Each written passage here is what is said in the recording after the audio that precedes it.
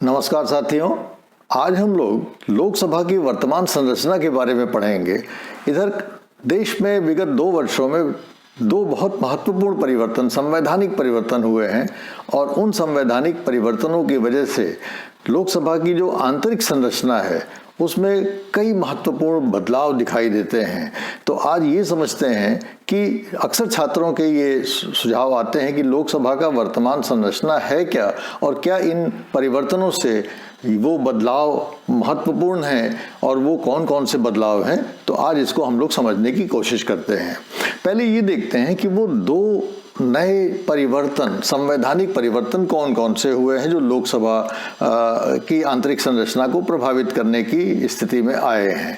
पहला तो जो परिवर्तन है वो जम्मू कश्मीर राज्य का पुनर्गठन करके और उसको 2 केंद्र शासित क्षेत्रों में विभाजित करने की जो प्रक्रिया हुई 2019 में, वो पहला स्टेप है जो कि एक संविधान संशोधन के द्वारा उसको लाया गया।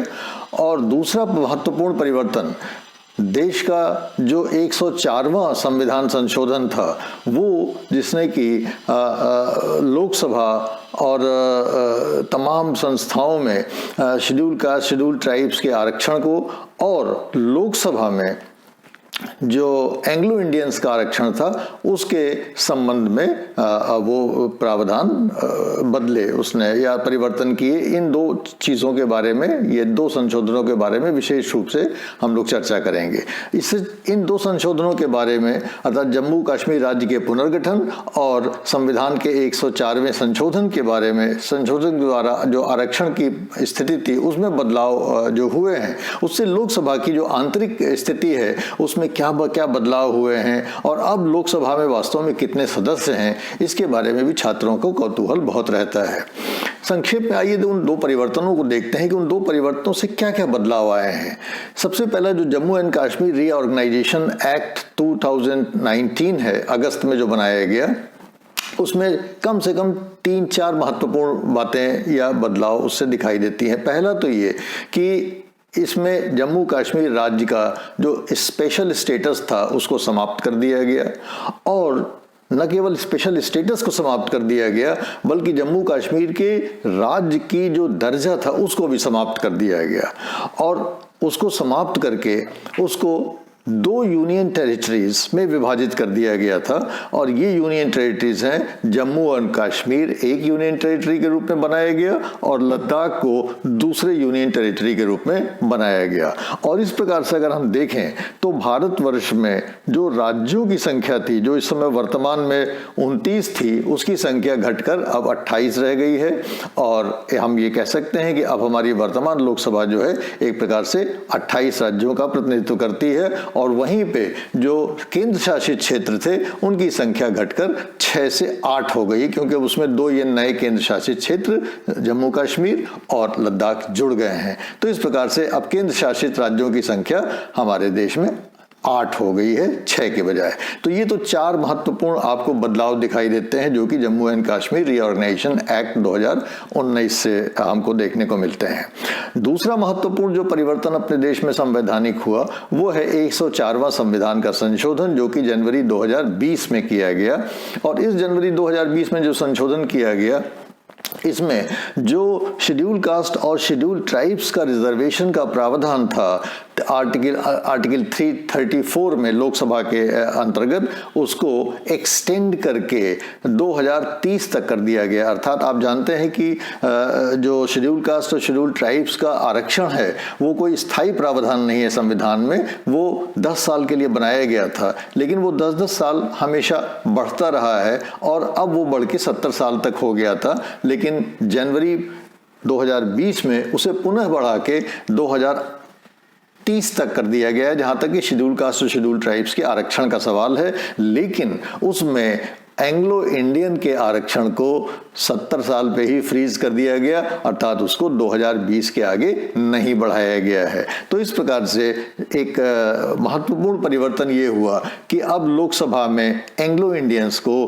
कोई भी आरक्षण प्राप्त नहीं होगा, विधानसभाओं में एंग्लो इंडियंस को कोई भी आरक्षण प्राप्त नहीं होगा और उनका कहीं भी मनोनयन नहीं होगा और लोकसभा अब केवल और केवल एक निर्वाचित सदन के रूप में और राज्य की विधानसभाएं निर्वाचित सदन के रूप में ही काम करेंगी।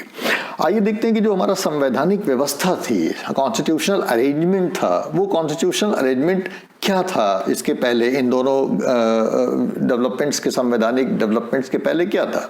अगर आप संविधान के आर्टिकल 81 का अर्थात संविधान के अनुच्छेद 81 का अध्ययन करें तो आपको ऐसा लगेगा कि हमारा जो संविधान है वो लोकसभा में दो प्रकार के सदस्यों का प्रावधान करता है, एक निर्वाचित सदस्यों का प्रावधान करता है और एक मनोनीत सदस्यों का प्रावधान करता था।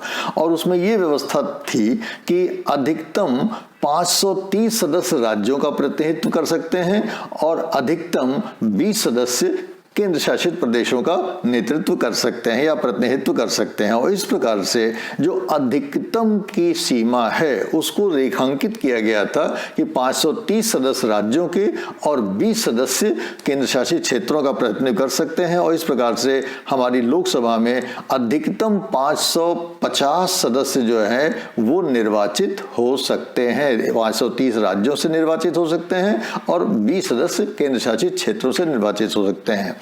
लेकिन वहीं अनुच्छेद 331 के अंतर्गत ये व्यवस्था थी कि राष्ट्रपति यदि चाहे और उसे लगे कि एंग्लो इंडियंस का समुचित प्रतिनिधित्व नहीं हो पा रहा है लोकसभा में तो 2 एंग्लो इंडियंस को मनोनीत कर सकता है। ये बिल्कुल एक गैर डेमोक्रेटिक अरेंजमेंट था, क्योंकि ऐसे असंख्य समुदाय हैं देश में जिन समुदायों को कि लोकसभा में किसी प्रकार का प्रतिनिधित्व नहीं प्राप्त होता है, लेकिन केवल एंग्लो इंडियन जो एक बहुत छोटा समुदाय है उसको लोकसभा में, और वो भी प्रतिनिधित्व लोकतांत्रिक व्यवस्था में ना आके उनको एक मनोनीत करना, ये पूरे एक प्रकार से हम देखते हैं कि जो लोकतांत्रिक व्यवस्था है उसके ऊपर एक प्रकार का एबिरेशन था, एक प्रश्न चिन्ह था, लेकिन वो था। और अनुच्छेद 331 के अंतर्गत राष्ट्रपति 2 एंग्लो इंडियंस का मनोनयन किया करता था, जो कि 17वीं लोकसभा पे आके उस पर विराम लगा।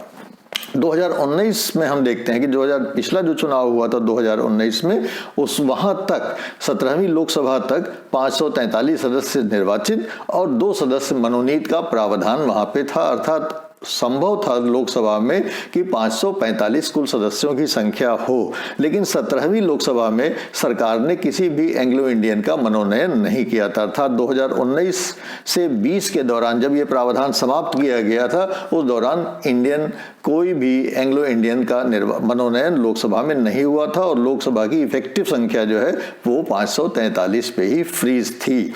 तो इस प्रकार से ये संवैधानिक व्यवस्था थी। जम्मू कश्मीर का जब हम संज्ञान लेते हैं कि जम्मू कश्मीर की क्या स्थिति थी, तो जम्मू कश्मीर जैसा हम सभी जानते हैं एक राज्य था, उसको एक विशेष दर्जा प्राप्त था और वहां से 6 एमपीज आते थे।